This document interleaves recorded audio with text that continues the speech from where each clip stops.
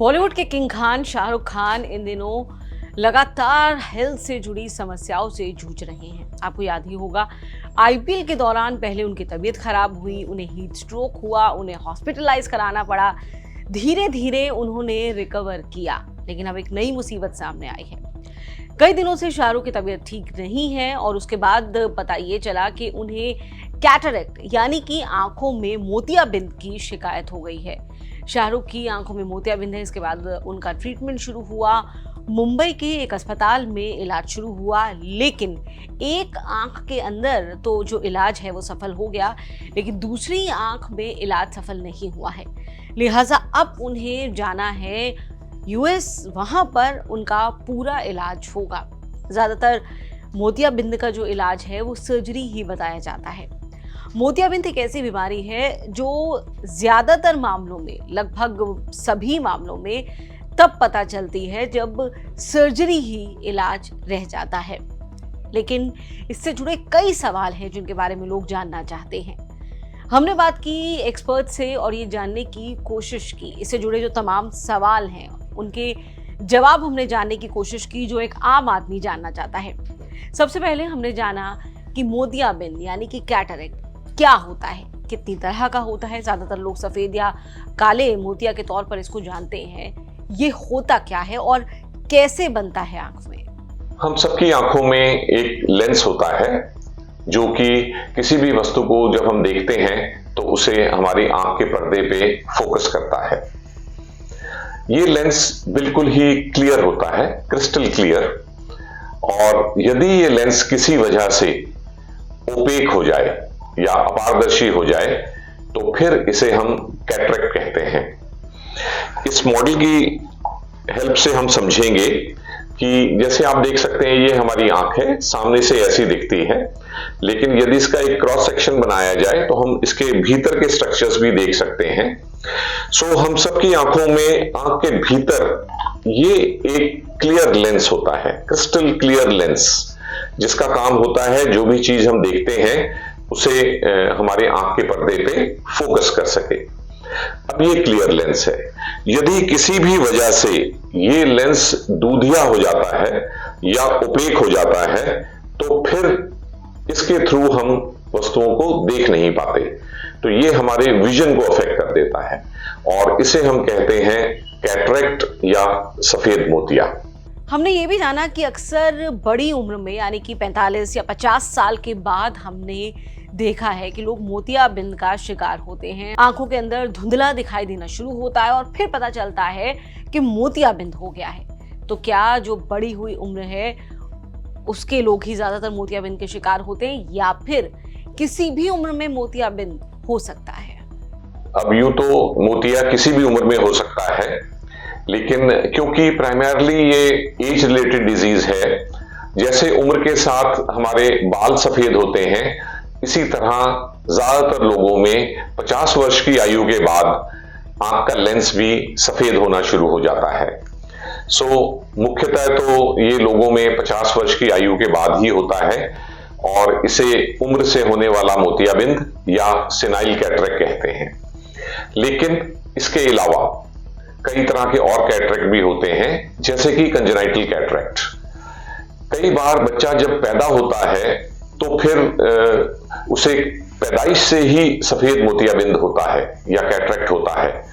अब ये प्रेगनेंसी के दौरान मदर को होने वाली कई बीमारियों जैसे कि जन्म मीजल्स, या यदि नर्सिंग मदर कोई दवाइयां ले प्रेगनेंसी के दौरान तो उसके दौरान भी मोतियाबिंद बच्चे में पैदाइश के टाइम पाया जा सकता है। इसके अलावा आंख में लगने वाली कोई भी चोट भी आंख में मोतियाबिंद कर सकती है। इसी के साथ साथ कई दवाइयां हैं जो बहुत कॉमनली प्रिस्क्राइब की जाती हैं और जरूरी भी होती हैं, जैसे कि स्टेरॉइड मेडिसिन्स, चाहे वो टैबलेट के रूप में या इंजेक्शन के रूप में ली जाएं या आई ड्रॉप्स के रूप में, उनसे भी लंबे समय तक डॉक्टर की सलाह के बगैर इस्तेमाल करने की वजह से कैटरेक्ट या सफेद मोतिया बन सकता है। ज्यादातर लोग इस बात से डरते हैं कि इसका विकल्प अब तक सिर्फ सर्जरी ही देखा गया है। क्या अगर वक्त पर पता चल जाए तो आई ड्रॉप्स या दवाइयां किसी भी तरीके से इसे ठीक किया जा सकता है या नहीं? सफेद मोतिया समय के साथ धीरे धीरे बढ़ता ही है और फिर एक ऐसी स्टेज आ जाती है कि जब इसका समाधान केवल ऑपरेशन ही रह जाता है। लेकिन शुरुआती दौर में कुछ ऐसी मेडिसिन हैं जिनसे कि सफेद मोतिये के प्रोग्रेशन को स्लो किया जा सकता है, यानी कि इसके बढ़ने की चाल को धीरे किया जा सकता है। इसमें कुछ आई ड्रॉप्स हैं, जैसे कि पोटेशियम आयोडाइड आई ड्रॉप्स और N acetyl carnosine eye drops. N acetyl carnosine एक एंटीऑक्सीडेंट है जो कि सफेद मोतिये के प्रोग्रेशन को स्लो कर देता है। इसके अलावा कुछ खाने की दवाइयां भी हैं, जैसे एन एसिटाइल सिस्टीन। ये भी एक एंटीऑक्सीडेंट है जिसे टैबलेट या कैप्सूल के रूप में लेने पे सफेद मोतिये के प्रोग्रेशन को स्लो किया जा सकता है। तो इन दवाइयों का रोल इतना ही रहेगा कि ये मोतियाबिंद के ऑपरेशन के तारीख को आगे बढ़ा सकती हैं। इसका मतलब जल्दी मोतियाबिंद का ऑपरेशन कराने की जरूरत नहीं पड़ सकती और ये दवाइयां देर तक मोतियाबिंद के प्रोग्रेशन को स्लो रख सकती हैं। लेकिन फाइनली तो फिर ऑपरेशन से ही मोतियाबिंद का समाधान निकलेगा। मोतियाबिंद के सर्जरी के बाद हीलिंग के चांसेस कितनी जल्दी होते हैं? कितना वक्त लेता है पूरी तरह से आंखों का हील होना? क्या कोई ऐसी वजह है कि इसमें कोई कॉम्प्लिकेशंस भी देखी जा सकती है?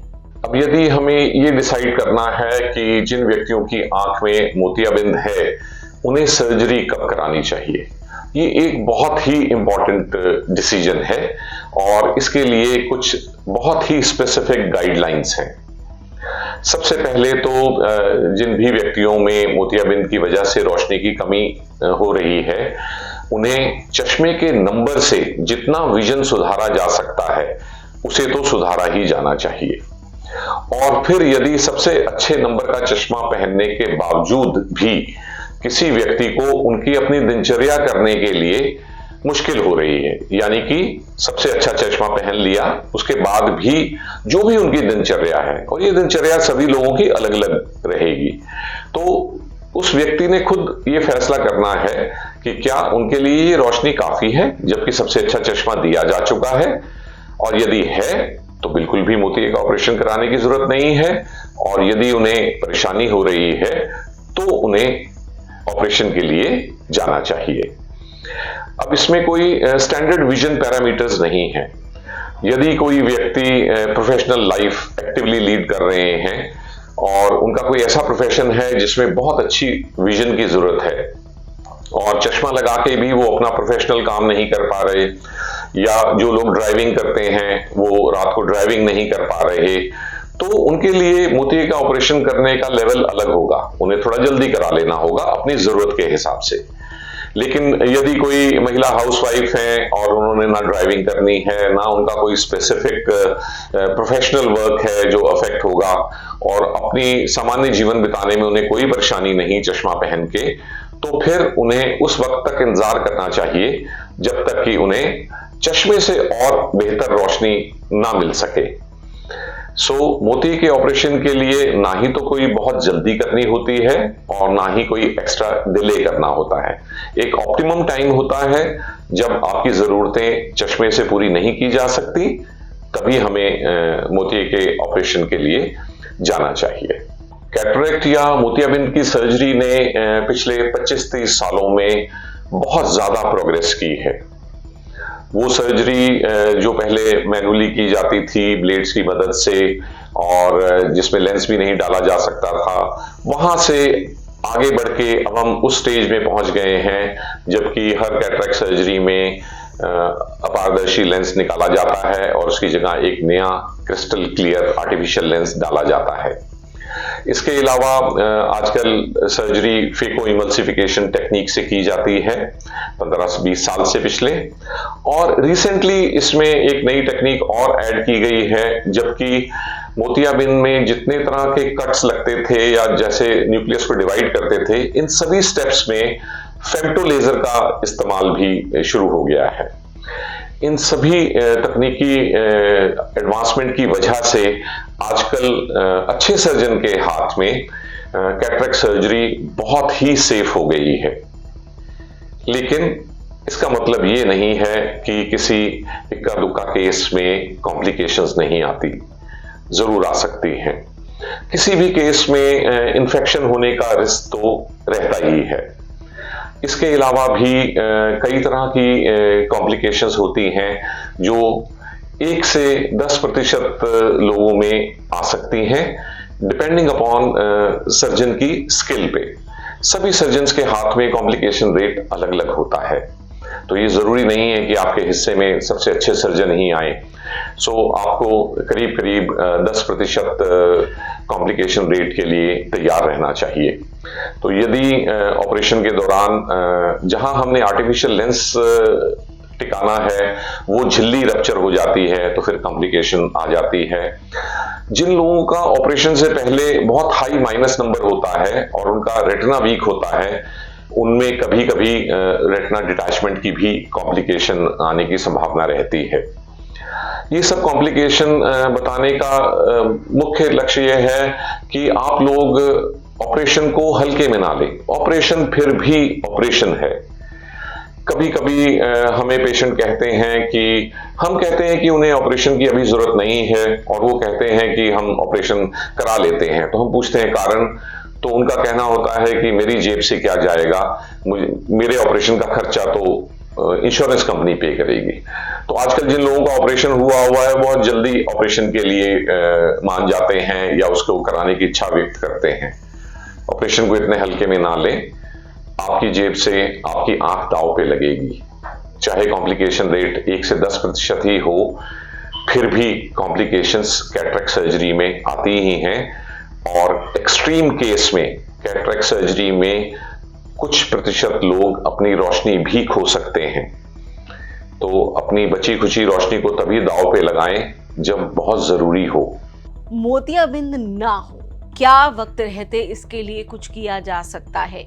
कोई ऐसी एक्सरसाइज, कोई ऐसे सप्लीमेंट्स, कोई ऐसे आई ड्रॉप्स हैं या फिर खान पान या जीवन शैली में परिवर्तन जिससे आप अपनी आंखों को मोतियाबिंद से बचा सकते हैं? क्योंकि ज्यादातर मामलों में देखा है कि एक तय उम्र के बाद, ज्यादातर 50 के बाद ये लोगों को अपनी चपेट में लेता है।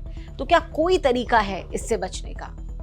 अब यदि हमें कैटरेक्ट से बचाव रखना है तो हम अपने जीवन में कुछ ऐसे प्रिकॉशंस ले सकते हैं जिससे कि कैटरेक्ट होने की संभावना कम हो जाए या देर से हो।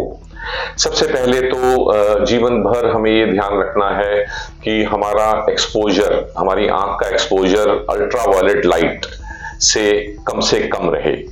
तो इसके लिए जरूरी है कि जो लोग नंबर वाला चश्मा लगाते हैं वो अपने चश्मे में यूवी प्रोटेक्शन कोटिंग करवाएं, और जो लोग नंबर का चश्मा नहीं भी लगाते और जब भी आप अपने लिए गॉगल्स खरीदते हैं धूप में पहनने का चश्मा, तो उसे देखें कि उसमें यूवी प्रोटेक्शन भी हो।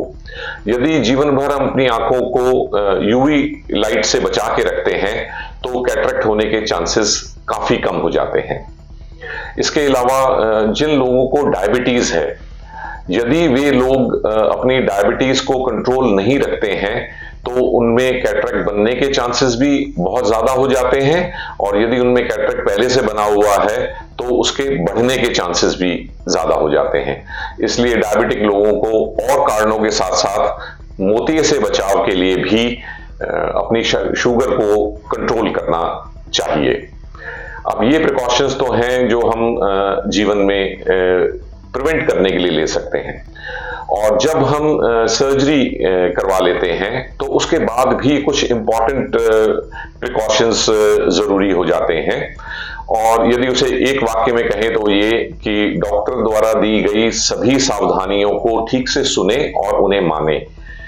ये सावधानियां आमतौर पे आपको एक पेपर पे लिख के भी दी जाती हैं।